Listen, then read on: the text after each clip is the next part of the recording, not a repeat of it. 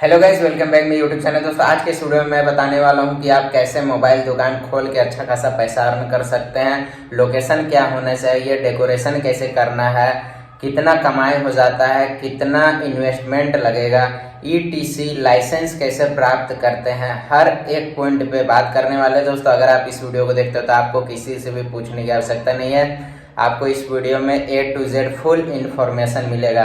अगर आप हमारे चैनल पे हमारे वीडियो को पहली बार देख रहे हैं, चैनल को सब्सक्राइब कर सकते हैं। चलिए वीडियो को स्टार्ट करते हैं। सबसे पहले यहाँ पे बात आता है पूंजी कितना लगेगा।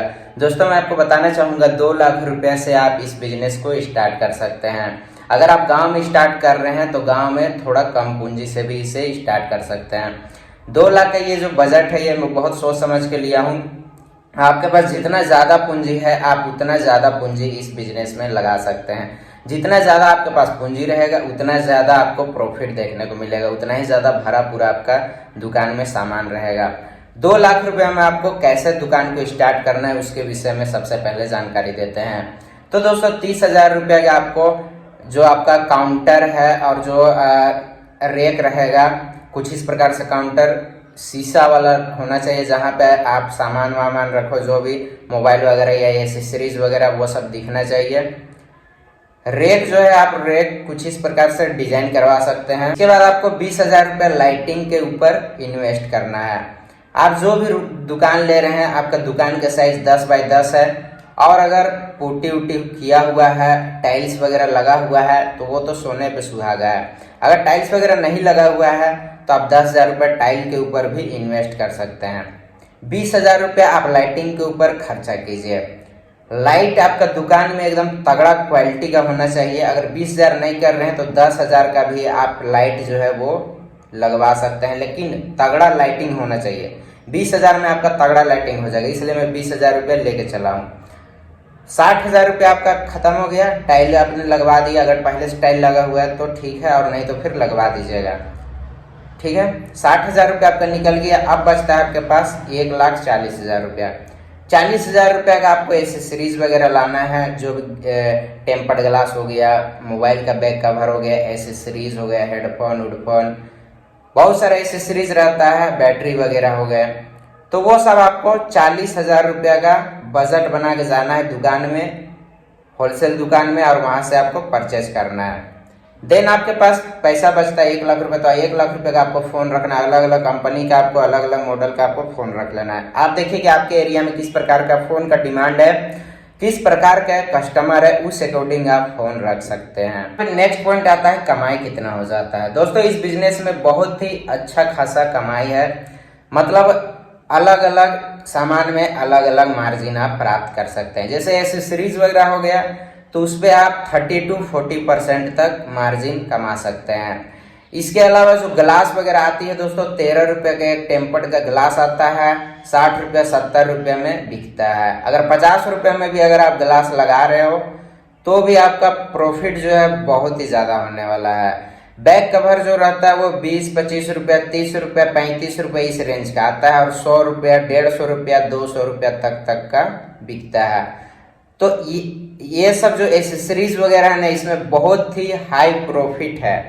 इसके बाद आपका जो फ़ोन है, जो जैसे कि 10,000, 12,000, 15,000 का फ़ोन है, तो एक फ़ोन में आप 700 से 1,000 रुपया के बीच का मार्जिन लेके चलिए तो बहुत अच्छा खासा प्रॉफिट है। अगर आप दिन भर में 2,000 रुपये का एसेसरीज बेच रहे हैं तो 600 से 700 रुपये आपके जेब में आ रहा है। अगर आप एक फ़ोन भी पर डे का सेल कर दे रहे हैं, 700 रुपये आपको एक फ़ोन से आ जा रहा है। मतलब कि 1,500 रुपया, 2,000 रुपया एकदम कम सामान बेच के आप अर्न कर सकते हो।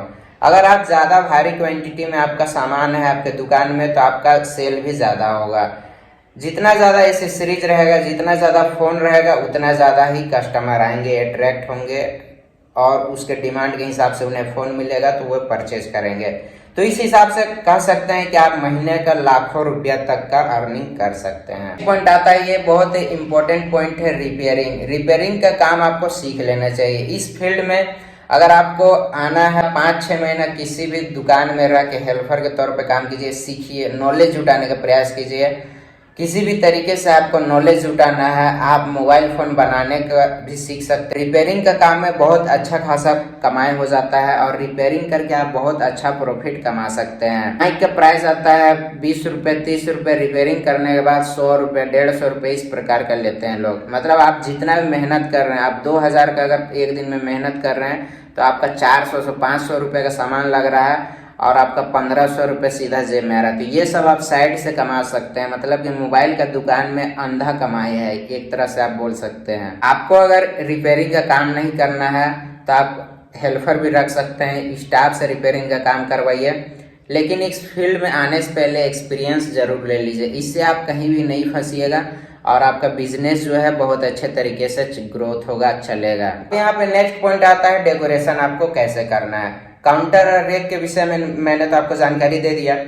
इसके अलावा आप दुकान का एक बोर्ड बहुत ही तगड़ा क्वालिटी का बनवाइए। आप कांटेक्ट कर सकते हैं। अगर आप भारी क्वांटिटी में फोन वगैरह उठा रहे हैं तो आपको बोर्ड भी फ्री में मिल जाएगा। अगर आपको फ्री में बोर्ड वगैरह नहीं मिल रहा है तो आप एक बोर्ड बनवा लीजिए। लाइट वहाँ पे अंदर से फिट कर दीजिए और 5000 रुपये के रेंज में आपका बोर्ड बन के रेडी हो जाएगा। वीवो, ओप्पो, MI, सैमसंग, ये सब का ब्रांड का वहाँ पे पोस्टर लगा दीजिए ताकि आपका दुकान जो है लुक में लगे, तगड़ा लगे, ब्रांडेड लगे। आपको 2-3 चेयर ले लेना है जहाँ पे कस्टमर आके बैठेंगे, आपसे डील करेंगे। आपको भी एक अच्छा सा चेयर ले लेना है। 8-10 हजार रुपये के रेंज में चेयर एक मिल जाएगा। तो ये जो चेयर है इसे भी आप इंक्लूड कर लीजिएगा इंटीरियर डिजाइनिंग के ऊपर, ठीक है।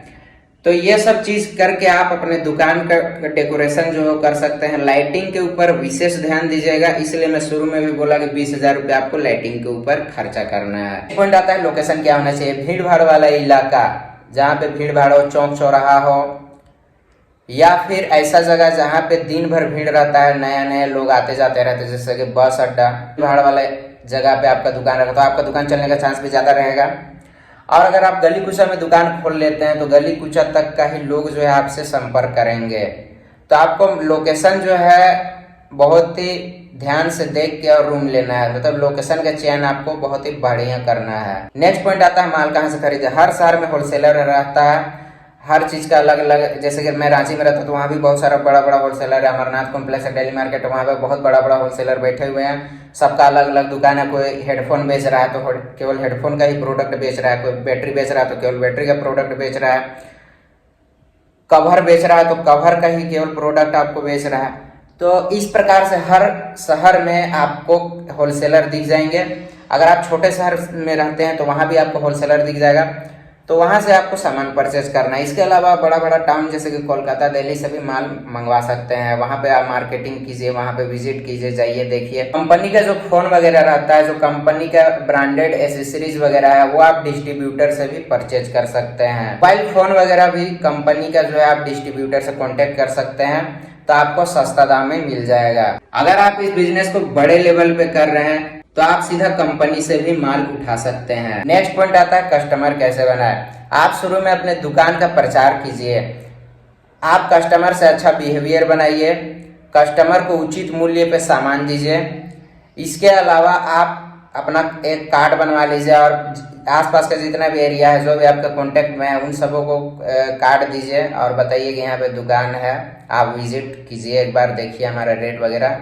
इस प्रकार से आपको मार्केट बनाना होगा। इसके अलावा आप जब भी दुकान का उद्घाटन कर रहे हैं तो आप लाउड स्पीकर से आसपास के एरिया में पूरा अनाउंसमेंट करा दीजिए कि इस दिन इस दुकान का उद्घाटन है, इस जगह पे आप आके प्रसाद ग्रहण कीजिए, या आप आके एक बार देखिए हमारा रेट वगैरह, दुकान में एक बार विजिट जरूर कीजिए। तो इस प्रकार से आप अपना एडवर्टाइज करा सकते हैं। सोशल मीडिया में भी आप अपना दुकान का जो है डालते रहिए, पोस्ट वगैरह करते रहिए। इसके अलावा आप मैप में जस्ट डायल में अपने दुकान को रजिस्टर्ड भी करवा सकते हैं। आपका बिहेवियर अच्छा है, आपका रेट अच्छा है, आपका दुकान सही जगह में है, आप अपने दुकान में एनी टाइम माल अवेलेबल रख रहे हैं, अपना समय दे रहे हैं, 100% आपका दुकान चलेगा। क्यों नहीं चलेगा, और भी दुकान है वो भी चल रही है, आपका भी दुकान चलेगा। नेक्स्ट पॉइंट आता है लाइसेंस लगेगा या नहीं लगेगा। जी हाँ, लाइसेंस लगेगा। शॉप एंड इस्टेब्लिशमेंट लाइसेंस आपको लगेगा। ये आप ऑनलाइन रजिस्टर्ड कर सकते हैं और GST रजिस्ट्रेशन भी आप अपने दुकान का करवा लीजिएगा, इससे आपका काम हो जाएगा। आई होप दोस्तों आपको ये वीडियो पसंद आया होगा। अगर ये वीडियो आपको पसंद आया तो वीडियो को लाइक कर दीजिएगा, चैनल को सब्सक्राइब कर दीजिएगा। Thank you so much for watching this video. चलिए मिलता है नेक्स्ट वीडियो में, तब तक